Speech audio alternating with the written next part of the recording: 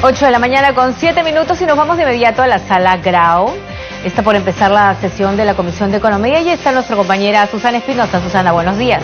Gracias, Raquel, muy buenos días a todos. Así es, en estos momentos se va a dar inicio justamente pues a la sesión de la Comisión de Economía, Banca, Finanzas e Inteligencia Financiera que preside el congresista Sergio Dávila. Y ya aquí en la sala Grau está justamente, ha llegado la señora Socorro Heisen, superintendenta de Banca, Seguro y AFP.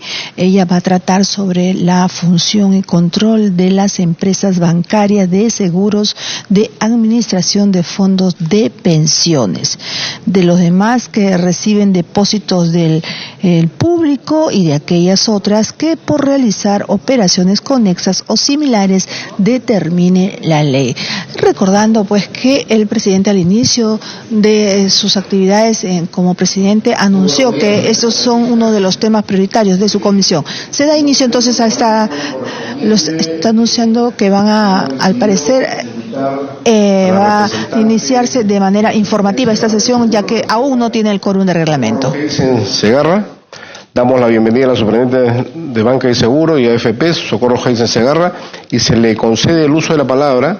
Se limitó para que nos explique sobre la función de control de las empresas bancarias, de seguros, de administración de fondos de pensiones, de las demás que reciben depósitos del público y de aquellas otras que por realizar operaciones conexas o similares determine la ley que viene realizando la entidad a su cargo.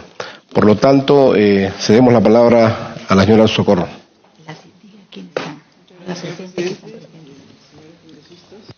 Perdón, señora Socorro, vamos a indicar la presencia de los señores Miguel Torres, Juan Carlos Reategui, Rolando del Águila, Rolando Reategui, Carlos Bruz, Víctor Andrés García Belaunde y el congresista Cheput, que está en calidad de invitado. Jorge del Castillo, que también está presente en un momento. Puede continuar la señora Socorro.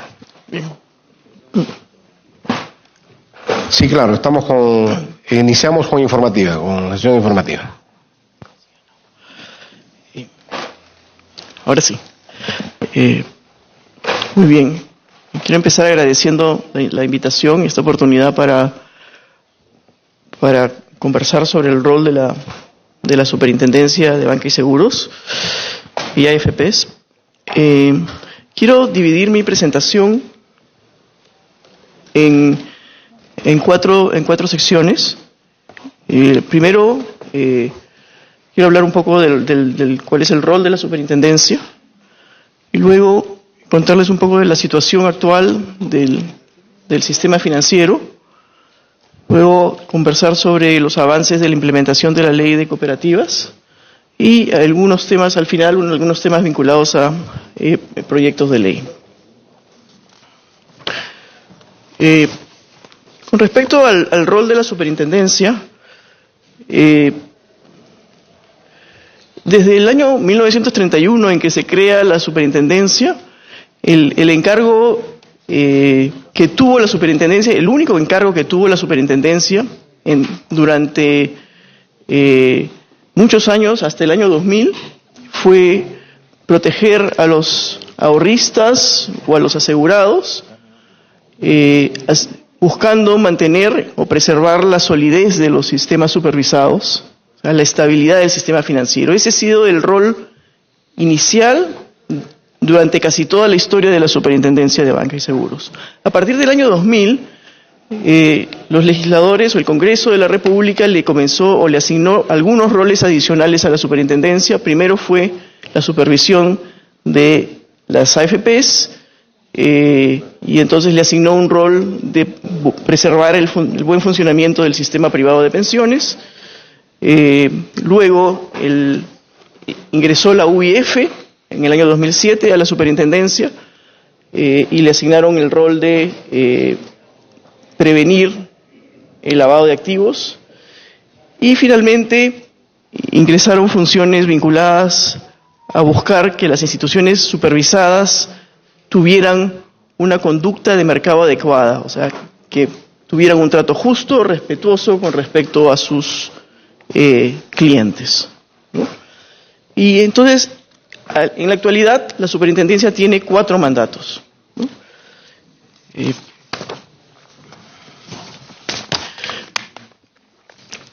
Tenemos, hasta antes de inicios del 2019, la superintendencia tenía 83 instituciones supervisadas, ¿no? Entre bancos múltiples, cajas rurales, cajas municipales, empresas financieras, empresas de arrendamiento financiero, algunas entidades estatales, empresas de seguros y AFPs, ¿no? Con la entrada en vigencia de la ley de cooperativas, la superintendencia se le han agregado 422 instituciones supervisadas, ¿no? Con respecto a la importancia en términos de participación en el sistema financiero, la mayor cantidad de activos está representada por las instituciones de operaciones múltiples, o sea, básicamente bancos, financieras, ¿no? Cajas rurales, cajas municipales, que tienen el 62% de participación de los activos el sistema financiero definido en el sistema más amplio, en el sentido más amplio. Las cooperativas, que son las que más recientemente han ingresado a la supervisión de la SBS, que son 422 al cierre de agosto, representan el 2% de los activos de todo este sistema financiero. Esta entrada en vigencia de la ley de cooperativas nos impulsa a replantear la manera en que enfocamos nuestra supervisión. ¿Por qué digo esto? Porque el tener 422 nuevas instituciones supervisadas hace imposible que supervisemos a estas instituciones de la misma manera en que supervisamos al resto de instituciones financieras. Sería excesivamente costoso, sería imposible de realizar, ¿no? Y entonces empezamos a aplicar, y ya la ley de cooperativas lo contempla así, criterios de proporcionalidad. Es decir, la supervisión de esta gran cantidad de instituciones se va a realizar, por ejemplo, con probablemente menos visitas presenciales. O sea, es imposible tendríamos que tener una cantidad de recursos muy grande para poder hacer el tipo de supervisión que hemos venido haciendo para las instituciones financieras, bancarias, al sistema cooperativo. Y entonces se aplican criterios de proporcionalidad en función al tamaño, en función al riesgo de las cooperativas. No quiero dejar de mencionar que además de todas estas instituciones que supervisamos directamente, a través de la UIF tenemos una gran cantidad de sujetos obligados a quienes reportan a la UIF solamente en temas vinculados al lavado de activos. Entre ellas están las constructoras, las inmobiliarias, las casas de cambio, notarios, empresas mineras. Entonces, hay una gran cantidad, casi 9.000 sujetos obligados que reportan a la UIF solamente en términos de lavado de activos. Entonces, ¿cuál es el rol de la superintendencia en la supervisión? Primero, creo que es importante decir que el buen funcionamiento del gobierno corporativo de las instituciones que supervisamos es esencial para la fortaleza del sistema financiero. ¿Qué quiere decir esto? Lo esencial es que las distintas capas de defensa del sistema financiero funcionen bien, ¿no? Las gerencias de negocios, las gerencias de riesgo, las gerencias de auditoría interna, la gerencia general, el directorio y la junta de accionistas. Todas estas capas de control o de defensa son la primera línea de defensa que hace que los sistemas financieros, de seguros, de pensiones, cooperativos, funcionen bien. Si esta capa de defensa no funciona bien, es muy difícil que el sistema funcione bien. Y luego de estas capas de defensa, por supuesto, está la auditoría externa y está la superintendencia de banca y seguros y AFPs. Y todo esto en el contexto de un marco regulatorio que tiene que ser fuerte, robusto, adecuado, que tiene que irse actualizando, revisando en función a riesgos detectados, en función a cambios de modelos de negocio. Y entonces hay un trabajo constante de actualización del marco regulatorio. Hay en nuestro sistema de empresas supervisadas algunas empresas que no tienen un proceso de licenciamiento en su ingreso. Entre estas están las empresas que son creadas por ley, o sea, las empresas estatales, y las cooperativas de ahorro y crédito, porque hay el principio de libre asociación, entonces se crean por decisión propia de sus miembros. ¿Por qué lo quiero resaltar? Porque para este tipo de instituciones que no tienen un proceso de filtro en el momento del ingreso, el buen funcionamiento del gobierno corporativo es todavía más importante, ¿no? Es todavía más importante porque la junta de accionistas, en el caso de las empresas estatales, o la asamblea de socios, en el caso de las cooperativas, tiene que asumir su rol de elegir bien a quienes está encomendando la conducción de la empresa. Hay que elegir bien al directorio, hay que elegir bien a la junta, al consejo de administración o al consejo de vigilancia. Esto es esencial para que las cooperativas, que no tienen un filtro de la SBS de ingreso, funcionen bien. ¿Cómo funciona el sistema de supervisión tradicional de la SBS para todas las instituciones? Primero hay un proceso de ingreso a la entrada, en general. Se evalúa que las empresas que quieren participar del sistema financiero tengan, primero, accionistas que sean solventes, que sean idóneos, ¿no? Directorios, gerentes que sean idóneos y que puedan conducir a las instituciones que quieren formarse. Luego se evalúa la viabilidad del modelo de negocio, que el negocio que quieren hacer, bueno, no solo sea legal, sino que además la propuesta que están planteando sea sostenible en el tiempo. Esto es esencial para que las personas que van a conducirlo sepan lo que están haciendo, a qué negocios se están metiendo. Todo esto es parte del filtro de entrada. Y luego que la empresa cuente con la infraestructura en términos de manuales, de políticas, de tecnología, de equipos de trabajo, suficientes para desarrollar el modelo de negocio que quiere hacer.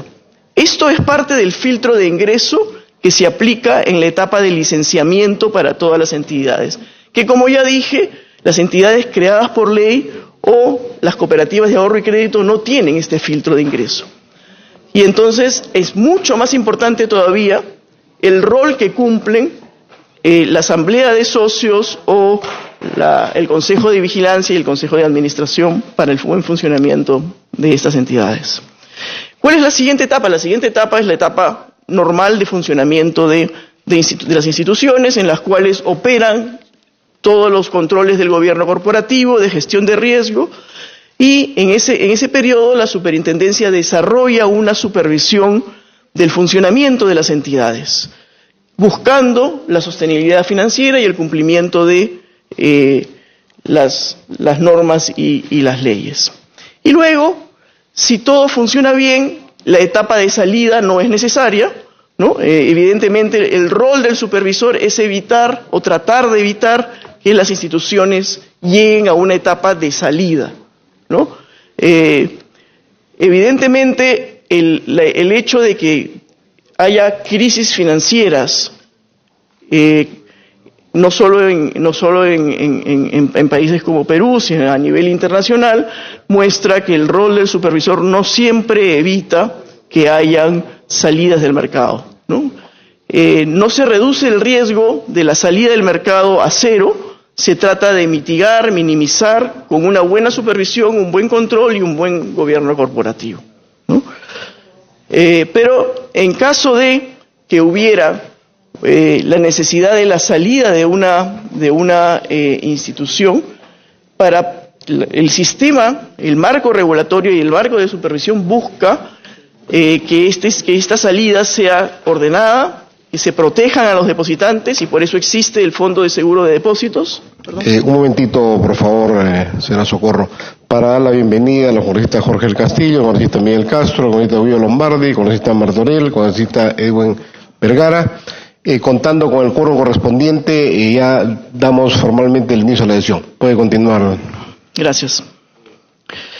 Y entonces, el marco regulatorio del sistema financiero prevé un sistema de protección al depositante también en la salida, que consiste en tener una protección de un seguro de depósitos y de un marco de resolución que le da herramientas a la superintendencia para tratar de preservar el valor de los activos en el momento en que se tiene que realizar la salida. ¿Cómo funciona la supervisión normal de la SBS, ¿no?, durante el periodo de funcionamiento de las instituciones? En realidad lo que se busca hacer es un monitoreo permanente de las instituciones en un proceso que se desarrolla primero extra situ, recibiendo una gran cantidad de información de las instituciones financieras que nos permite evaluar la situación financiera de las instituciones, identificar los riesgos y priorizar qué cosa es lo que se tiene que revisar durante las visitas de inspección. Entonces se desarrollan planes de supervisión orientados a focalizarse en los riesgos identificados en el extra situ, dentro de las oficinas de la superintendencia. Luego se desarrollan anualmente visitas de inspección a las instituciones. Estas visitas tienen un alcance que está determinado en función de los riesgos identificados, una duración que está también determinada en función al alcance, a la importancia, al tamaño, a la complejidad de las instituciones. Y de estas visitas de supervisión se desarrollan observaciones y recomendaciones y acciones correctivas, ¿no? Luego se hace un proceso de seguimiento de estas observaciones y acciones correctivas, y eso se vuelve a repetir todos los años. Ese es el gráfico que está ahí en la diapositiva. Si la superintendencia detecta que las instituciones no están cumpliendo con corregir las observaciones detectadas, o si detecta que los riesgos están aumentando, lo que busca o lo que hace, y también esto está previsto en el marco legal, es un escalamiento de las acciones de supervisión. ¿En qué consiste el escalamiento? En que las visitas, por ejemplo, se hacen más frecuentes, el alcance de las visitas es mayor, el equipo que va a la visita es mayor, porque la visita va a cubrir riesgos adicionales, y entonces ese es el primer momento de escalamiento, que es una revisión más profunda de los problemas que uno podría detectar en una entidad. ¿Qué cosa también incorpora el escalamiento? En una etapa de escalamiento posterior podría haber sanciones, y decirle, bueno, esto de acá que dije que tenías que hacerlo, no lo hiciste a tiempo, y se desarrolla también una sanción.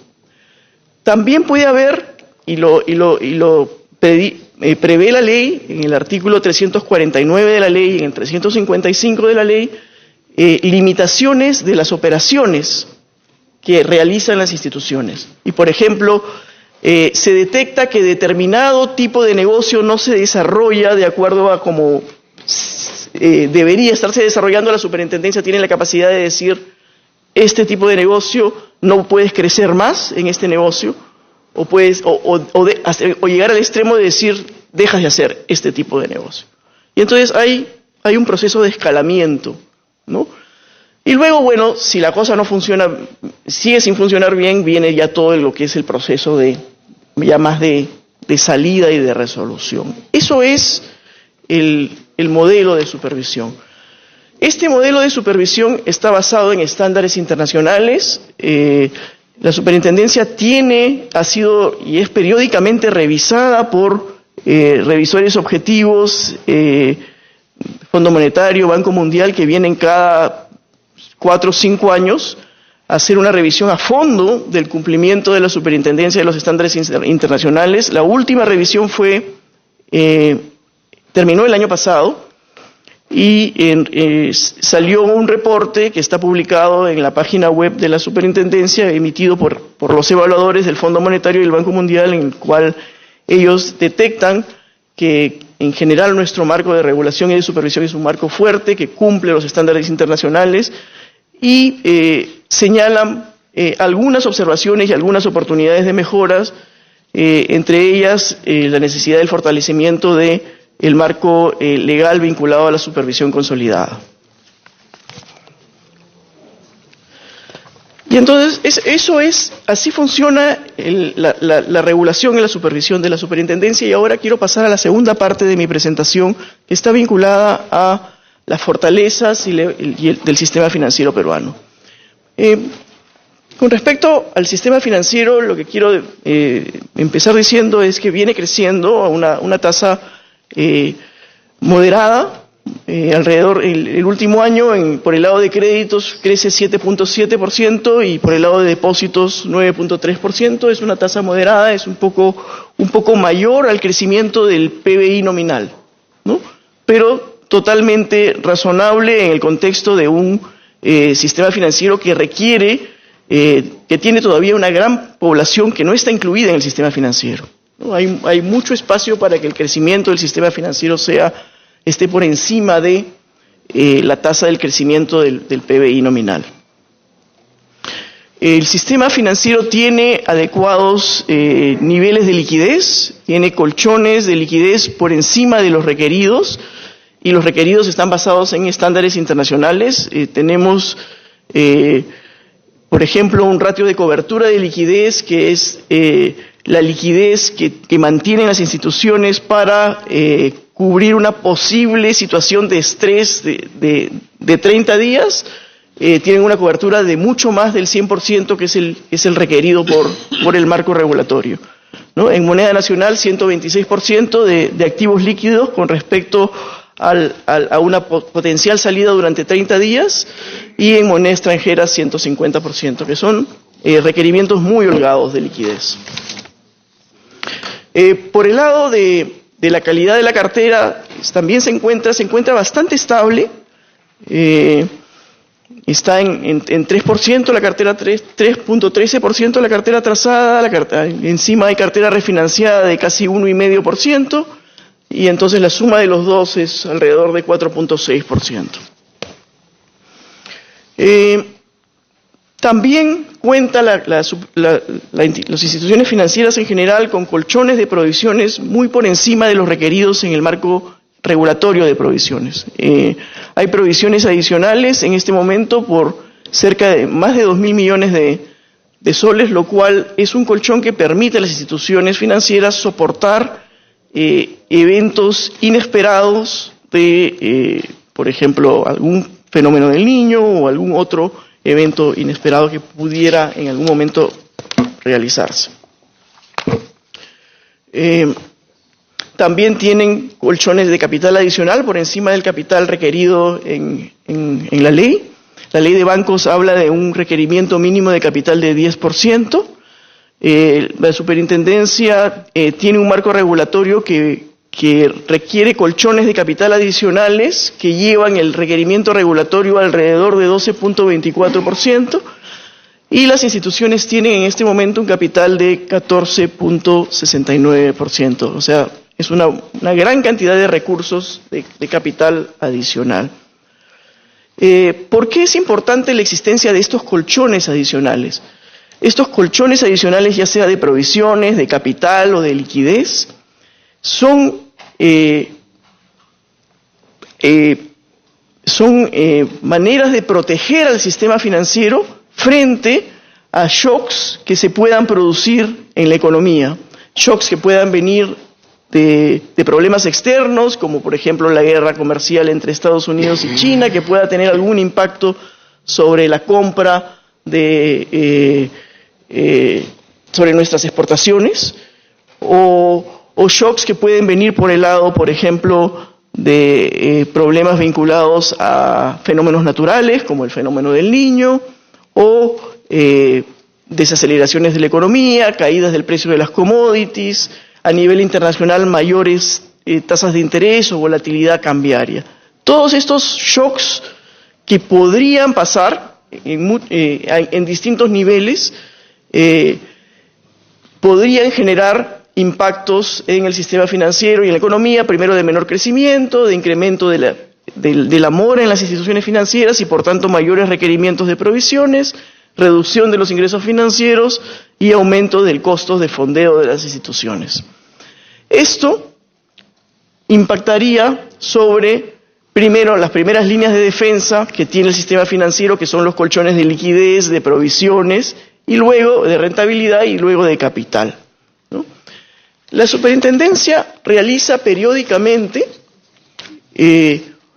pruebas de estrés para probar que el sistema financiero es resistente o resiliente frente a estos shocks. Y a partir de este año hemos comenzado a publicar estas pruebas de estrés cada 6 meses. En mayo publicamos el primer informe de estabilidad del sistema financiero, está colgado en la página web de la SBS, que reporta los resultados de las pruebas de estrés que realizamos al sistema financiero. Esto es una muestra de un esfuerzo de transparencia y de informarle al público en general sobre la situación y la resiliencia del sistema financiero. Y aquí lo que traigo es los resultados de las pruebas de estrés, las últimas que hemos realizado, ¿no?